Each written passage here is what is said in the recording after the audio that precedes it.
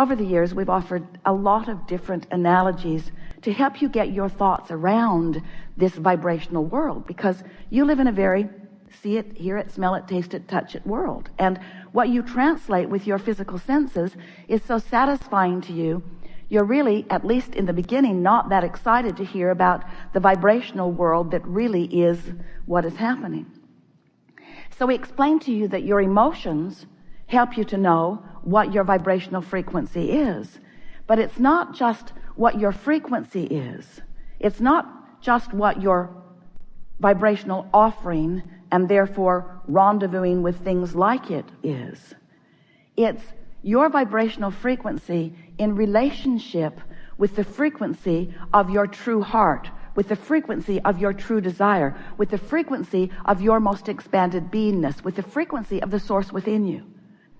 So we want you to realize that because of the frequency, the vibrational attitude, you could say, or mood of the source within you, when you feel anger towards someone, you launch a rocket of more love, because every subject is really two subjects, wanted and lack of it. That's the way this entire universe is. Whenever you know what you don't want, you know more clearly what you do want. And whenever you know what you do want, you know more clearly what you don't want. So what deliberate creation is identifying the difference between wanted and unwanted, and then focusing in the direction of wanted. That really is the simplest example of what deliberate creating is. When you are in a moment of feeling passion, you are so in sync with that part of you that there is no vibrational gap. You are tuned in, tapped in, turned on to that source energy.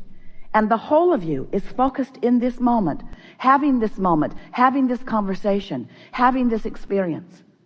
When you feel the emptiness of an emotion like anger or fear or depression, when you feel discouragement or even a lighter negative emotion like overwhelmment, those emotions indicate that you're not in perfect sync with who you are. There is a vibrational variance that you are translating through your emotional center. That's how you can most know the existence of that larger part of you, and you're in this moment vibrational relationship with that larger part of you. So we want you to know that once you accept that that part of you exists, and once you begin to pay attention to the way you feel, now you have deliberate creative control of your own experience. Now you can, we're not kidding you at all, now you can have deliberate control of your own experience. Emotion is the first indicator of what you're doing vibrationally, the first demonstration. Second is thoughts coming. Now, thoughts come before the emotion, but we want the emotion to be the first manifestation. Then a steady stream of thoughts will be your second indicator. And usually third on that list is nature will show up in your experience to accentuate the frequency of your being. And then other humans. You have an experience. The only thing that's odd about it is that experiences like that surprise you, like, oh, isn't this amazing? What's amazing to us is that you are not having more of those experiences all day, every day, where you are noting the correlation between something that you've done vibrationally and the universe's very deft, very deliberate hand at assisting you. When someone that you care about has made their transition, it is usually through that pathway that you allow yourself to then understand the interconnectedness, the eternalness of that which we all are. We want you to feel the deliciousness of that, but we also would like to put it into this. We just want to say, yeah, and, because there are hundreds of those, or maybe thousands of those sort of potential demonstrations for you all day, every day. When they come in that emphatic way, it gets your attention. But watch for them all day long. You know how you finish one another's sentences? Do you understand what the power of the mastermind is? When you come together with someone and you focus in some way with the purposeful intention of finding high-minded thoughts and high-flying vibrations, just the synergy of two of you accomplish that, and imagine what it is in a gathering like this, when just the synergy of two of you accomplish that, you open a passageway that allows infinite intelligence to flow to you and through you.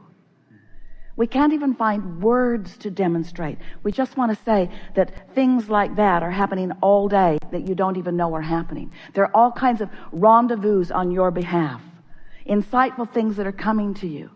Humans, we love you so much. You know what's coming next. Are so often determined to carve out your own worthiness through your own discovering of things on your own, that you often close yourself off to the available assistance, as if the assistance somehow would neutralize your worthiness because someone else helps you with the idea. Oh, that was good. Where what you're really wanting to do is find ways to achieve vibrational alignment with a frequency that allows you to be open to that. And there is not anything that your dearly not ever departed like more than your conscious awareness of something that they are playfully in on like that. And we want to say to you, if things like that the crowd gasps, that's just amazing. You have no idea what's going on your behalf. Get tuned into this. And you won't really know until you have deliberately focused your thought and got enough momentum going deliberately that you now own the thought and what it means. Until you do that, you won't recognize the intertwining of the non-physical energies that are assisting you in so many ways. It's like until you ask a question, you don't have any relationship with the answer. But when you start deliberately flowing and deliberately thinking and deliberately conjuring and deliberately allowing and deliberately aligning, deliberately thinking, when you start scripting and writing and doing focus wheels about it, when you begin to make these thoughts your own, then when the rendezvous, when the convergence of other factors come into being. And we're not just talking about the convergence of your other physical friends. They're the hardest part. It's easy to converge with the non-physical likes of Augie. It's easy to converge with those pure positive energy beings when you're in a pure positive energy place. So think about the components. There you were, lovingly, it's been enough time that you weren't still suffering, lovingly contemplating the beingness and feeling appreciation of someone. But it's the setup that we love. In other words, that woman with that dog didn't just beam in from some other planet. There was a vibrational setup. There was a vortexual. It was spinning in the vortex. The cooperative components had already been assembled. Your impulse of when to go there, that's what was inspired. The feeling that you had to be there. And that was inspired from that broader perspective. Sometimes you think that deliberate creation is, I'll just stand here and I'll look out there and I'll find something that I want and I'll get some sort of device to go out there and get it and drag it over to me. And we say, well, you've done step 1 already. You've already done that. And Source has already done step 2. So your step 3, this is your step 3 moments. These are the moments to do step 3. These are the moments to get into that vibrational alignment, you see. Stay here for just a little bit because we want to add something and then we know that there's more that you want to talk about. So we've been talking to you about this vortex that contains the vibrational version of all of these things that you want. And now we are talking to you about your point of attraction. We call it the grid. It's a sort of framework that we'll flesh in with the manifestation.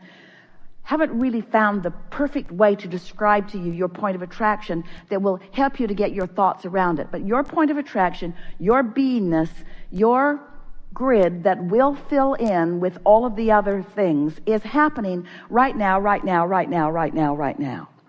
So we've been describing this grid as a sort of spinning. Someone very close to Esther recently said, why does it spin? And we say, because it's easier to demonstrate the gathering of the cooperative components in this spinning momentum. So this disc is spinning, and the question is, what is the vibrational frequency of your point of attraction? And you can tell by the way you feel what it is. Are you on the ornery disc?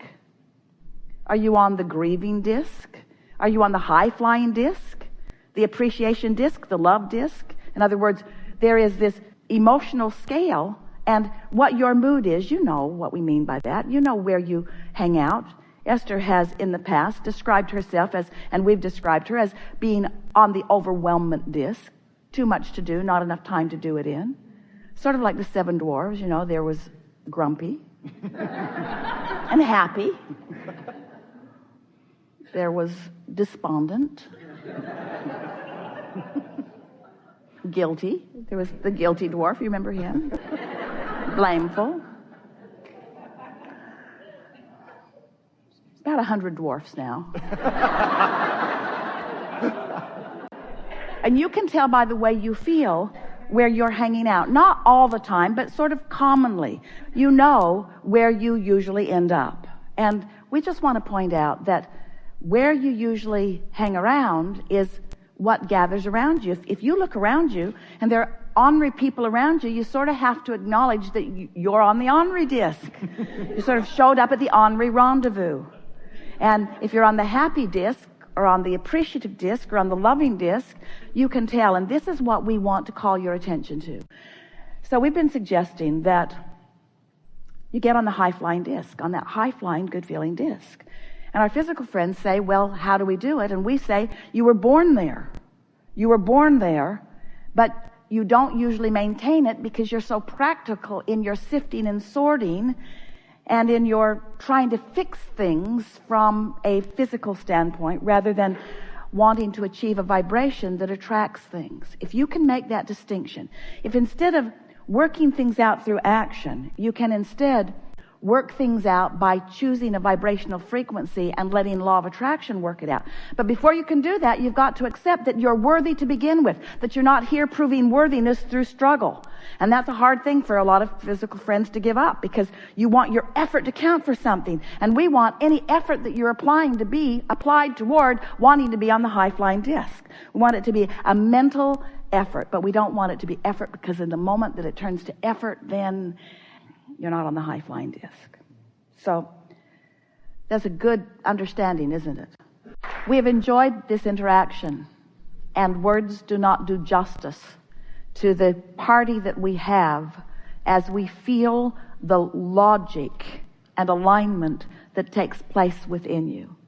We're happy to meet you on your intellectual level, where we find resonance with that which you truly are. It's important for you to know that you are the creator of your own reality, but it's also important for you to know that you have teams, throngs of non-physical assistants that you have not been accessing in your attitude of, I need to go this alone. We want you to understand that not only do you not need to go it alone, it's not possible for you to go it alone. But it is possible for you to choose discs where your help isn't, and then have a harder journey on your way to where you don't want to go. Whereas you put all of this together and you acknowledge that the path is an easy one, and that it's well lighted, and that if you do just this simple work that we've been talking about so that the path does light up, then not only will it be a path of ease, but it will be a path of chronic happiness. And then you'll feel like that invincible being, where it feels like you're waving this magic wand and anything you point at will open for you. And those who are standing back watching you, who have not been privy to the vibrational exchange, who don't know that law of attraction is managing the universe, and who do not understand that they are emitting a vibration that is being responded to, they will watch you in amazement, and they will call you things like lucky. They will call you things like fortunate. They will marvel at the good fortune that comes to you. But they will not understand that you are now the deliberate creator of your experience. And it's not magic. It's cashing in the vibrational currency that you've always had access to. We don't even need to tell you to spend it wisely, because it never stops flowing. Spend it with fun and with eagerness and often. There is great love here for you. And as always, we remain stubbornly